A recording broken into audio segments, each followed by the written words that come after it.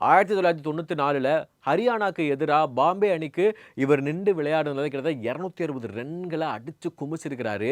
அந்த டைம்ல அதுதான் மிகப்பெரிய ஒரு சாதனை அப்படின்னு சொல்லிட்டு, அனைத்து எல்லா பத்திரிகையாயும், எல்லா மேகசின்லயும் அவருடைய ஃபோட்டோ தான் இருந்தது அப்படின்னு சொல்லப்படுது. அதுவும் இல்லாம முக்கியமா இவருடைய சாதனையெல்லாம் பார்த்ததுக்கப்புறம், ஒவ்வொரு வட்டமும் இவர் ஏன் வந்து இந்திய அணிக்கு செலக்ட் ஆவல? இவர் இந்த வட்டமும் செலக்ட் ஆவலையா? இந்த வட்டமும் செலக்ட் ஆகலையா? அப்படின்னு சொல்லிட்டு அவர் வருத்தப்பட்டத விட சுத்தி இருக்கிற எல்லாரும் வருத்தப்பட்டுருக்காங்க.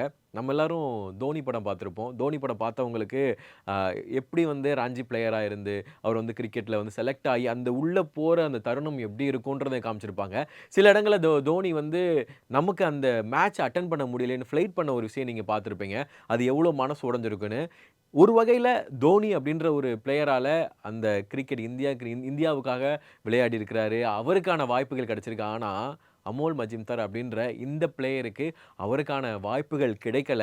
கிடைக்கல அப்படின்னாலும், நான் கிரிக்கெட் தான் எனக்கு வேணும். எனக்கு தான் கிரிக்கெட் முக்கியம் அப்படின்னு சொல்லிட்டு ரொம்ப விடாப்பிடியா இருந்திருக்கிறாரு. ஸோ அதுதான் இத்தன வருடமா ஒரு மனுஷனால ஒரு வெற்றிக்காக காத்திருந்து, நான் தான்டா ஜெயிக்கல.